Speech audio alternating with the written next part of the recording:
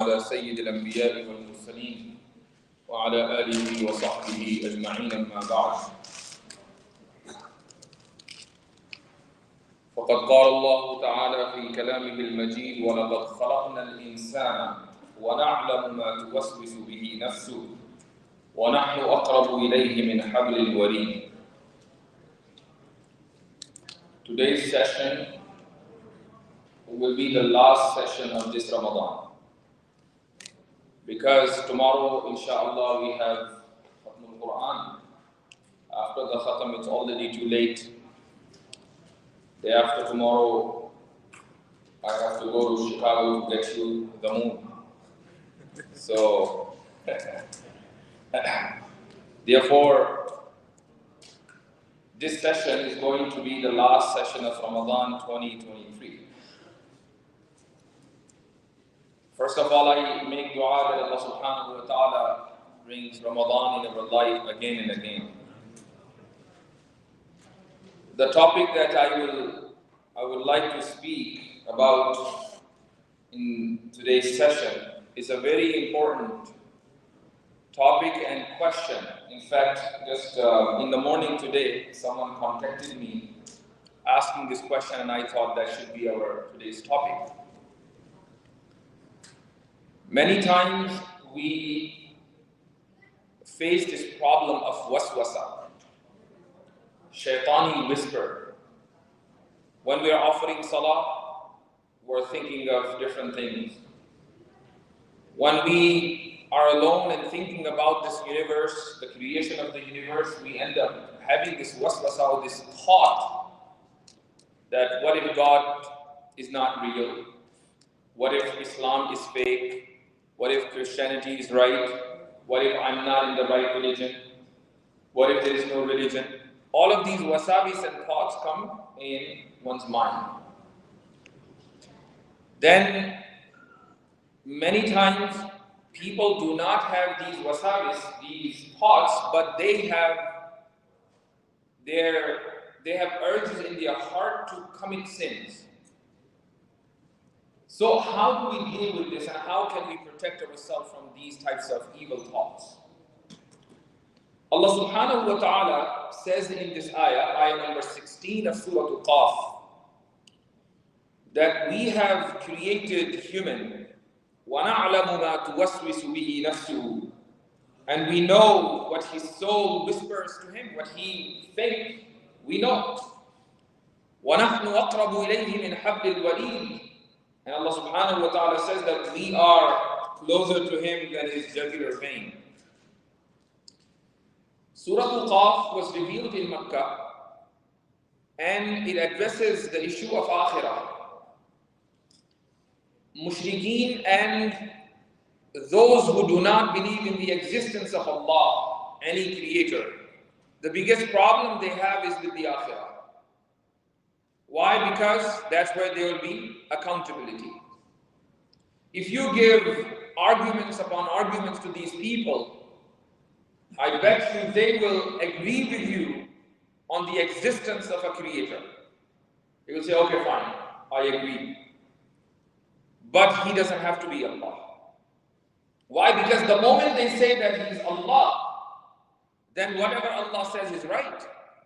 And out of many things that he said is the aqidah of akhirah.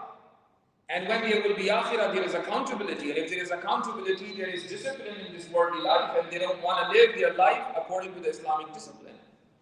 That's the whole problem. So the biggest objection was on the akhirah by mushrikeen and those who deny the existence of Allah.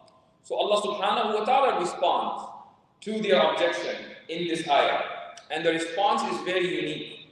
He says that Allah subhanahu wa ta'ala, not only He knows you, but He also knows your thoughts.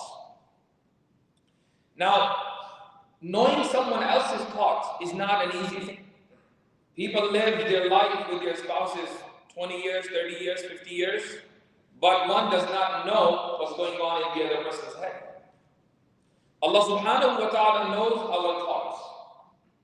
If He knows our thoughts, definitely He knows our bodies. Because body is made of matter and it is tangible. So if Allah subhanahu wa ta'ala knows very well what is not tangible, then He is well aware of what is tangible. So He is well aware of how our ruh, our soul, and our body functions. And if He knows all of that, then all He has to do is reassemble the thing.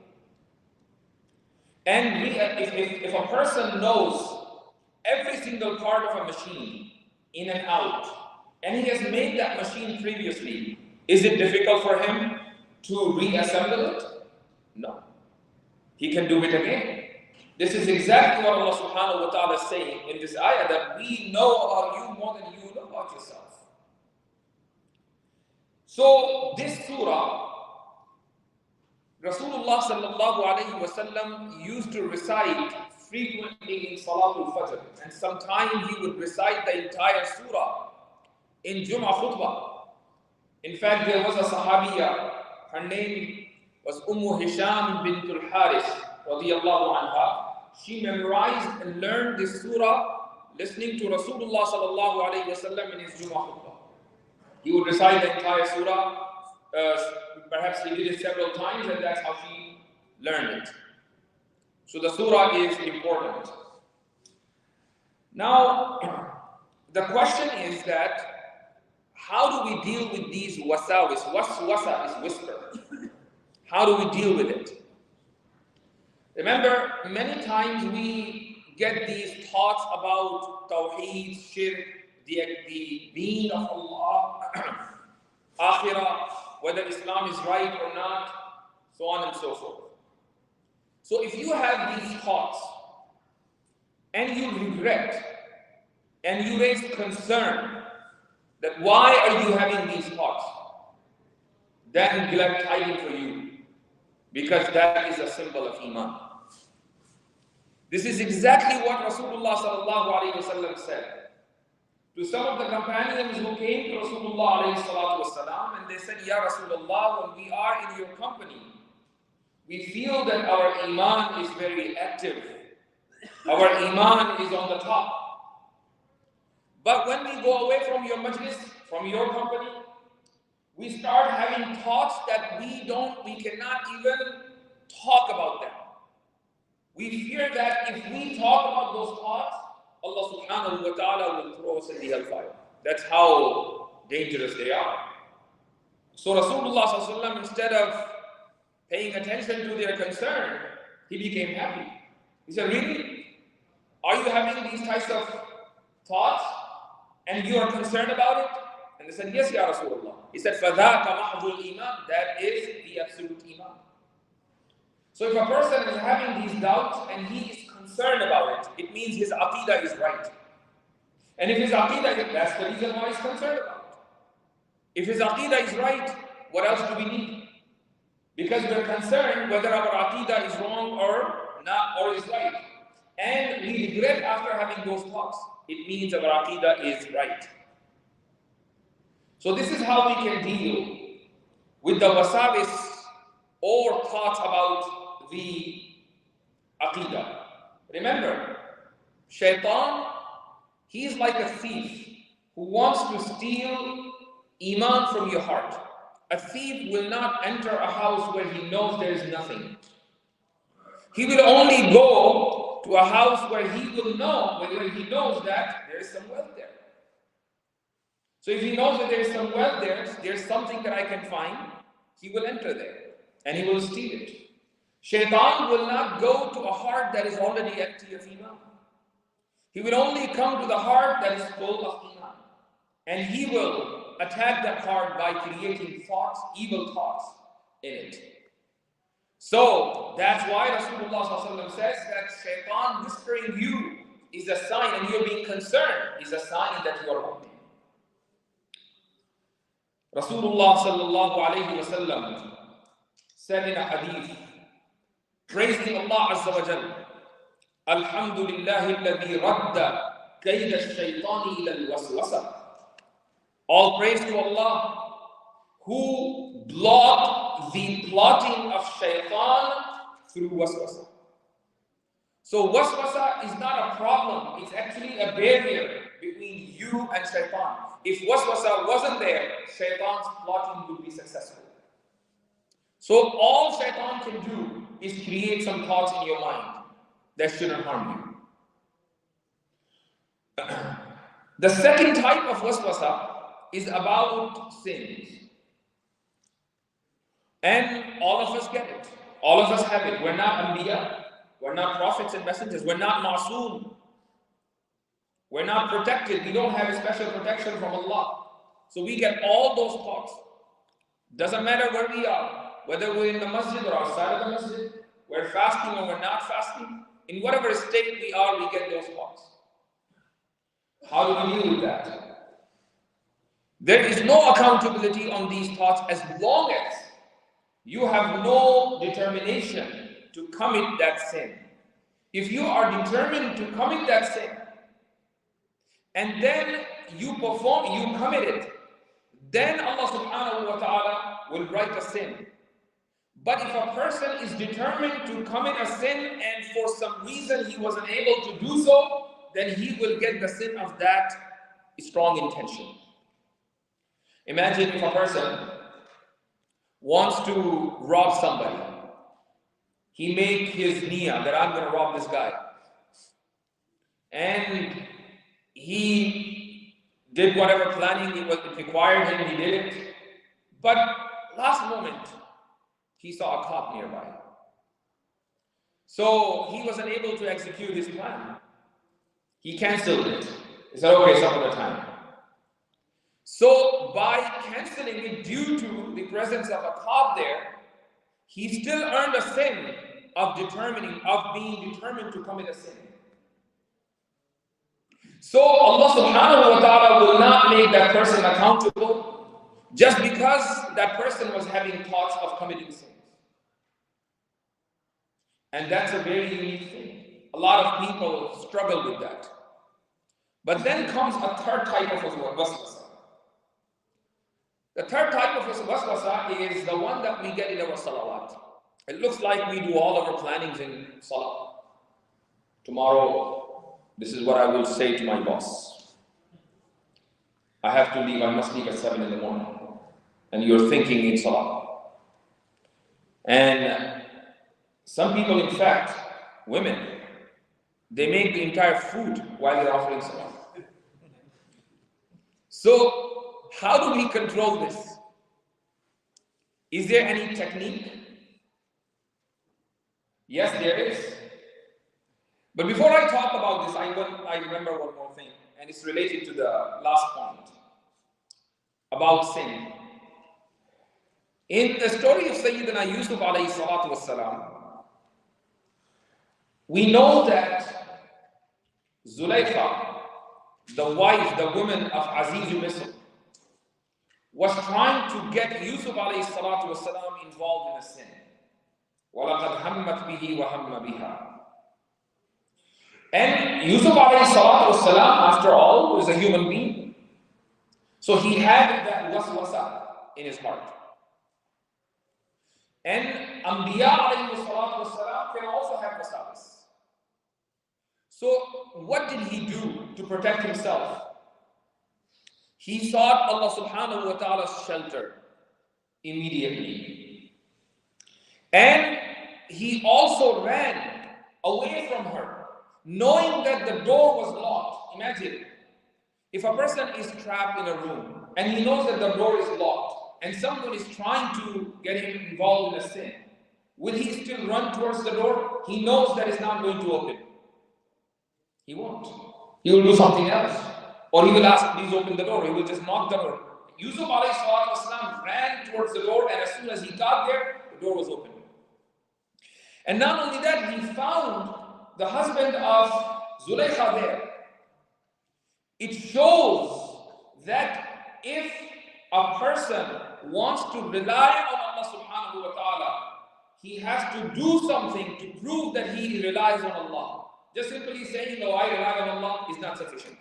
Yusuf alayhi salatu wasalam had to run to the door to prove that he relies on Allah subhanahu wa ta'ala. And he sought Allah's shelter. How do we know that? He says, Yusuf alayhi salatu wasalam says in Quran reports, إِلَّا تَصْرِفْ عَنِّي كَيْدَهُنَّ أَصْبُ إِلَيْهِنَّ وَأَكُمْ مِنَ الْجَاهِلِينَ. Oh Allah, if you had not taken me away from their plotting, أَصْبُ إِلَيْهِنَّ, I would get involved with them. وَأَكُمْ مِنَ الْجَاهِلِينَ, I would be from those who are ignorant. So he sought Allah subhanahu wa ta'ala's shelter. So the moment we have wasawis, say أعوذ بالله من الشيطان الرجيم. Say لا حول ولا قوة إلا بالله العلي العظيم. And you will see that waswasa is gone. Now back to the topic of salah. And how do we stop cooking food while we're offering salah? And how do we stop planning our business and our job while we're offering salah? You know, there was a person who was a disciple of a big sheikh. He came to his sheikh and he complained about his salah. He said, you know, every time, sheikh, when I offer salah, it's bad. What do you mean it's bad? I always get wasawis. I always get hundreds of thoughts and every single move of salah. Cannot control that. And don't even ask about sajda. It's the worst. So the sheikh said, so do one thing. You know that sajda that you think is the worst, is a bad one? Can you do that sajda to me? He said, no, what are you saying? It means you do that sajda to Allah subhanahu wa ta'ala. You're not ready to do that sajda to me. It shows that Allah Azza wa Jal is giving you tawfiq. Though you're having all these thoughts, He's giving you tawfiq to continue to worship Him. So what else do you need? So he said, yeah, but you know, Shaykh, I don't enjoy my salah. So the Shaykh said, salah is not for enjoyment. It is a form of ibadah. Feeling joy, to enjoy something, is a kayfiyah, is a quality. In the Sharia, when it comes to ibadat, quantity is more important than the quality. Yes, if you can develop quality along with the quantity, that's better. For example, if there is a person who prays 3 out of 5, but those 3 salawat, he is very, very humble and focused and dedicated. There is no waswasa, fully focusing on his salawat. But he prays only 3. He doesn't pray the other 2. What do you think? He's an open sinner. Because Allah subhanahu wa ta'ala wants that everybody offers 5 times. Yes, if there is some deficiency in these 5 prayers, no problem. You can pray sunnah, you can pray nawafil, and Allah subhanahu wa ta'ala will make them even. But if you are saying that I want to pray 2 or 3 with full dedication, with no waswasa, thinking only about Allah subhanahu wa ta'ala in my salah, but I will pray only 3, it won't be accepted. So quality is not that important when it comes to ibadat than the quantity. So this is what the Shaykh said, that don't care about your salah if you have thoughts and wasawis in your salah, no problem. Continue to offer salah. As long as you yourself are not planning to think of something, you will not ruin your salah. If thoughts come automatically, no problem. But if you are thinking, you're saying, okay, you know what? I will do my business planning when I pray Tarawih. It's 1 hour. So instead of standing behind the Imam and not understanding what he's reciting, I'll just do my business plan. So if this is your plan, then of course that salah is not accepted. But if thoughts are coming on their own, then no accountability. However, people are still not satisfied. They think that no, we need some solution. The solution is there. There are 2 solutions. And if we practice these 2 solutions, inshallah, we'll get rid of all types of wasabis, whether they are related to akhirah, or they're related to salah, they're related to sins or whatever. The first is a dua. The dua is Allahumma ja'al wasawisa qalbi khashyataka wa dhikrak. Oh Allah, make thoughts of my heart means of fearing you and remembering you. Allahumma ja'al وساوس قلبي خشيتك وذكرك واجعل همتي وهواي فيما تحب وترضى. And O Allah, turn my intention and my irada, my determination, to whatever you like and you are pleased with. فيما تحب وترضى. So when we make this dua, slowly wasawis will be gone. And if you want, you can take the second step. The second step is recite 11 times mu'awwadhatayn every day. قُلْ أَعُوذُ بِرَبِّ الْفَلَقِ قُلْ أَعُوذُ بِرَبِّ النَّاسِ. You know, in this surah it says, مِنْ شَرِّ الْوَسْوَاسِ الْخَنَّاسِ الَّذِي يُوَسْوِسُ فِي صُدُورِ النَّاسِ مِنَ الْجِنَّةِ وَالنَّاسِ. So it's shaytan, الَّذِي يُوَسْوِسُ فِي صُدُورِ النَّاسِ, that creates waswasa and thoughts in the hearts of the people. Allah subhanahu wa ta'ala taught us in this surah that we seek Allah's shelter from these wasawis of shaitan. So when we say it 11 times every day and we make it part of our routine, inshallah you'll be safe from wasawis. But oftentimes people say that, yeah, last night I said it, but it didn't work. Well, it won't work because you have to continue reciting it for several number of days. You know, especially in the Sharia, you know, Tabligh Jamaat, they don't want only 3 days or 2 days or what, they want children. 40 days. They say that if you give 40 days, we guarantee that your life will change. And sometimes it happens. I mean, most of the time it works. Even Musa alayhi salatu wasalam, when he went to meet Allah subhanahu wa ta'ala, initially the promise was that he would be there for 30 nights. But then 10 more nights were added. 40 nights, meaning 40 days. So the number 40 has a special effect. So when you do something continuously for 40 days, now you will start seeing the effect. A lot of time people think that I want to be punctual and regular in my salawat. And they really do, they really mean it. They come to the masjid or they just pray in their house every day. After 1 week, they start missing salawat again. How come they cannot develop their habit? Because 40 days are not over yet. If you do not miss your salah, regularly you are offering salah, you're punctual, you're regular, on time, and you do it for 40 days, after 40 days you will develop your habit. Same thing is with mu'awwadhatayn. Same thing is with that dua that I just mentioned earlier. So, respected brothers and sisters, wasawis are a serious problem for many. And this is what Allah subhanahu wa ta'ala said in the Quran, and Rasulullah sallallahu alayhi wa sallam taught us in his ahadith. And it shows that Islam talks about every single issue that a human being can face. Whether it's related to our physical health, our spiritual health, or our mental health. It is something that is related to our mental health. And Allah subhanahu wa ta'ala talks about it in Surah Al-Qaf. I make dua that Allah subhanahu wa ta'ala give us tawfiq to understand the Quran and Sunnah and allow us to follow the Sunnah of Rasulullah sallallahu alayhi wa sallam and bring back Ramadan in our life again and again. And may Allah subhanahu wa ta'ala accept our fasting and our recitation of the Quran. Barakallahu feekum wa jazakumullahu khairan.